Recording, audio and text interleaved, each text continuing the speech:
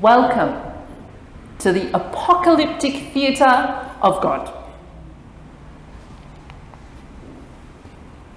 This is Act 1. You may have heard the quote that John Calvin, one of the founding fathers of the Protestant Church, has made in his book about the Psalms. The whole world is a theatre for the display of the divine, so God's, goodness, wisdom, justice, and power. This quote is often used as an encouragement to us. This theatre God is in control of. It's a reminder that we are not the stars of the show. And I think in relation to these two chapters, in relation to all apocalyptic writing, I'll explain that phrase in a moment, it's very helpful. It helps us keep things in perspective when we hear about all these different characters and their actions and all the drama. At the same time, this quote can be a little bit intimidating. It can be a bit scary if you think about it. Is the world just a performance for God? Something to provide entertainment?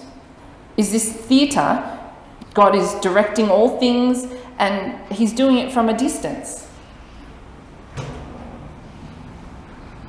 Maybe he doesn't really care. It's just another show. Well, the youth have all left. So you probably don't know that they actually chose, I did not force this upon them, but they chose to study the book of Revelation in term 3. We found it really hard going. Similar to these two chapters, there's a lot of imagery, there's like weird kind of terms and names, and each week as part of the study, I asked the youth to draw some of the images that they kind of could hear in the reading. That is a compilation, a sort of conglomerate of all the bits that I got. I wanted to frame it just because I was so proud we got through the book of Revelation together. They didn't think the drawing was good enough to frame.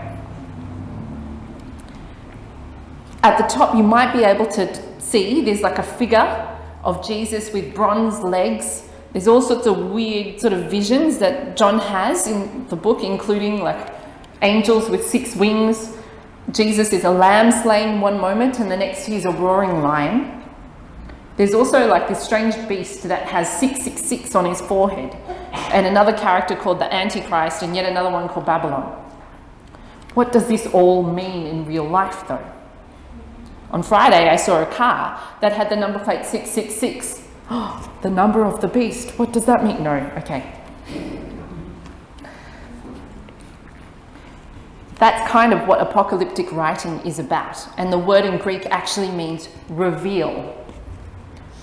Funnily enough, after the Revelation studies, I said to Aaron, foolishly of course, well, at least we don't have to study Ezekiel after this. Me and my big mouth. I found out only a week later that Charlie had put on the preaching schedule, what book? Ezekiel. Yay! I will now refrain from suggesting any Bible content. In this section of apocalyptic writing in Ezekiel, chapters 38 and 39, we're introduced to 2 characters right at the beginning of each of the chapters. Gog and Magog. Who? They're the enemies all the way through that God is punishing and doing things to. It's important that we know who they are. Well, the problem is nobody really knows for sure who it is. We read of God gets a mention in 1 Chronicles chapter 5 verse 4 and in Revelation 20. And nobody's too sure who it is. It could be one of the really violent and terrible leaders from Lydia, who is called Gugu or Gyges. That kind of sounds like Gog, right? Maybe it's from the Sumerian word which means darkness. Gog? What about Magog? Well, it's mentioned in Genesis 10 verse 2 as a place, and in Revelation. Let me read to you the passage from Revelation. It says, when 1,000 years are over, Satan will be released from his prison and will go out to deceive the nations that are at the four corners of the earth, Gog and Magog, and to gather them for battle. In number they are like the sand on the seashore. I don't know. I don't find that particularly helpful. Regardless of who Gog is, where Magog might be, or where you want to assign it to, it's clear though from our two chapters that they represent evil. They are against God. And as per much apocalyptic writing found in the Bible, we need to be warned. One should be cautious, however, about making certain identification of exactly which nation in modern or future history will fill this role. In the 20th century, Germany, Russia, Iran, and Iraq have all been nominated to fill this role, so the role of Gog, but none of these is certain. The nation that both Ezekiel and John, so John is the guy who wrote Revelation, saw will be whatever nation or other group Satan chooses as a means to oppose God at that crucial time. So we know Gog is evil, he is our enemy. Act 2 of God's theatre. Evil in the world. It's pretty clear through all of these two chapters. God is more than happy to respond to evil with punishment, with judgment, with horror. This is what the sovereign Lord says on that day. Thoughts will come into your mind, so Gog's mind, G-O-G, and you will devise an evil scheme. You will say, I will make a land of unwalled villages. I will attack a peaceful and unsuspecting people, all of them living without walls and without gates and bars. Essentially, God knows that Gog is doing evil, is thinking evil. Essentially, Ezekiel is telling us God knows even the thoughts of those who are against him. So any benefit we might get in naming who Gog might be? Yeah, there's also some pointlessness to it. Why? There's no shortage of evil in this world. Every generation will encounter, every culture will encounter yet another type of evil, yet another figure that represents it. After all, it doesn't take long, but I found a list of the 10 most evil people in the world. Well, we've got, of course, Adolf Hitler, Joseph Stalin, the Russian leader who was part of the Communist Party and fought alongside Adolf Hitler, Vlad the Impaler, Osama bin Laden, Mao Zedong, Pol Pot, Heinrich Himmler, Saddam Hussein, Genghis Khan, Kim Jong-il. We don't need to look very far to see evil around us. Even more recently, we can see the atrocities like the war between Russia and Ukraine, the most recent bombing of Israel by Hamas. No matter where we look, we don't need to look very far to see injustice and wrong happening. The thing is, we tend not to want to confront it and punish it and deal with it ourselves if we can avoid it. God, on the other hand, is more than happy to respond. In verse 39, let me show you. I will strike your bow from your left hand. On the mountains of Israel you will fall, you will, and all your troops and the nations with you. I will give you as food to all kinds of carrion birds and to the wild animals. I will send fire. I will make known my holy name among my people Israel. I will no longer let my holy name be profaned, and the nations will know that I, the Lord, am the Holy One in Israel. On that day, I will give Gog a burial place in Israel. At the sacrifice I am preparing for you, you will eat fat until you are glutted, and drink blood till you are drunk. I will display my glory among the nations, and all the nations will see the punishment I inflict and the hand I lay on them. Can you hear how much God is doing? God has no fear. He will not hold back in responding to evil. In this theatre, it is God as the main character, as the hero. It's not Gog or Magog, and it's not any of those evil leaders I listed. I'm pretty sure all of them thought that they were the centre of the story. They on the world stage were great names, but they aren't actually the hero. They aren't the main character. Even for ourselves in our own lives, we tend to think of everything as it works around me. It's in relation to me. In this theatre of the world, it is God who is the principal lead. And while we can conjecture about who Gog Magog is, what is important to see is this God who is at the centre of the punishment that is going on to those who are evil. Only a few chapters ago in Ezekiel, he was the same God that brought dead bones to life.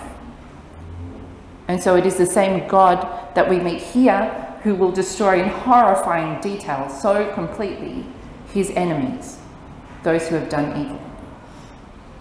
He is both a saving God, but also a God that metes out justice.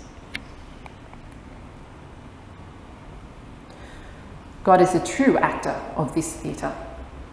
I will display my glory among the nations, and all the nations will see the punishment I inflict and the hand I lay on them. From that day forward, the people of Israel will know that I, the Lord, am their God. See, he's the one doing it all, isn't it? We see that all the way through the Bible, right? He's the one who created the world, every animal, every plant, every human. He is the one who sent the plagues on Egypt. He's the one who parted the Red Sea for them to be saved. He's the one who chose Ezekiel to be his mouthpiece, to be a prophet. He's the one who raises kings and destroys armies. Most importantly, he is the one who sent Jesus to earth to die on the cross for us. And just as he promises at the end of this chapter, he sends his Holy Spirit on all peoples. It's clear that God is the hero in this theatre, the one who has done everything. Act 3. Not only is he the main character, but given that he made the world, he's kind of, now I might be pushing this metaphor a bit far, but he's the theatre owner, he's the director, he's the main character, he's everything. His divine purpose overrides every evil person and every human's motive. And it's a comfort to those who know that God is with them, that he is not against them. Romans 8 tells us, what then shall we say in response to these things? If God is for us, who can be against us? He who did not spare his own son, but gave him up for us all, how will he not also, along with him, graciously give us all things? Who will bring any charge against those whom God has chosen? It is God who justifies. I definitely don't want to be the one against God.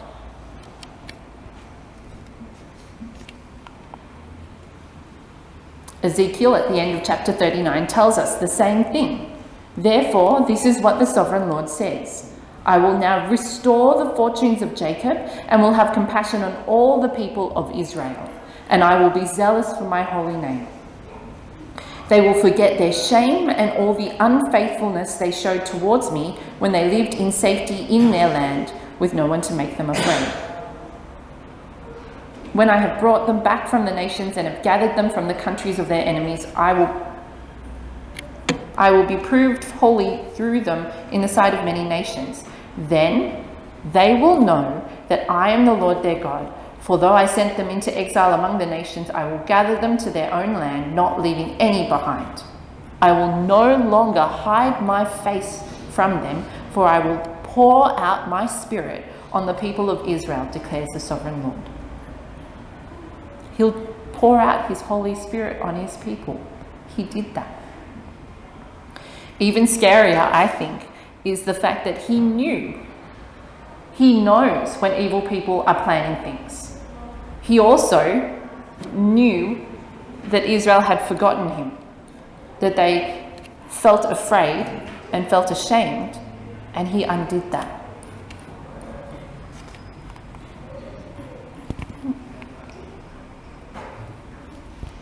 Okay, hold on. God isn't only the main character, he is the theatre owner and the director.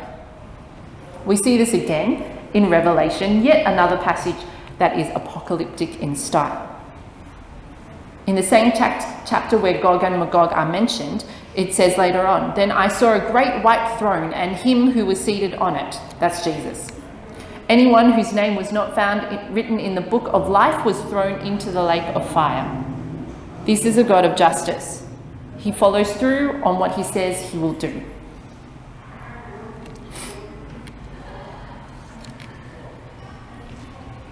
What it confirms, though, is that God is the lead role here. He is in charge. He is the one who's making all things happen. He has seen the evil others have done, but he doesn't shy away from it. He will punish it. All those horrible verses, "I'll make you eat their blood and I will kill them," and it's because he's actually punishing them properly. He is bringing justice. He has seen how his people have been mistreated, and he will protect and guide them. He will give them a land and a place of safety where they will rest in him. And whether we know who Gog is or where Magog is, God is indeed the central figure and the one in control, the one who throws Gog into the fire in this chapter in Revelation. The description of Gog as the great final enemy of Israel and of God thus stands as ultimate reassurance to God's people, to us, that their future is secure. No enemy will disturb the peace of God's people on God's earth ever again. And in the same way in Revelation, in the chapter just after this part that I've read, we read of how God will wipe away every tear, how he will be with his people and they will no longer need any light because he will be that light. So I'm going to be honest. My goal for today has actually been a very modest one. It's 2 chapters of Ezekiel. They're long chapters. There's lots of imagery. It's apocalyptic writing. So if you leave today and you understand a little bit more about Ezekiel, about apocalyptic writing, and you also know that Ezekiel is not necessarily predicting or describing a nuclear war. Yes, I did actually read a commentator who said that these chapters are about predicting nuclear war. I think I've done okay. If we better understand how God is truly overseeing all things, how he is the main character, the hero, the lead actor, and the director, and the theatre owner, and any other role that we might need him in, especially for the most dramatic moments of our lives, then I've done really well. Yay! So please leave today service knowing that and remembering that God is the main character here. He is the hero. He is the principal player in this theatre of God and the theatre which is our lives. He's the one that's directing all things, and not only that, we can trust him with that.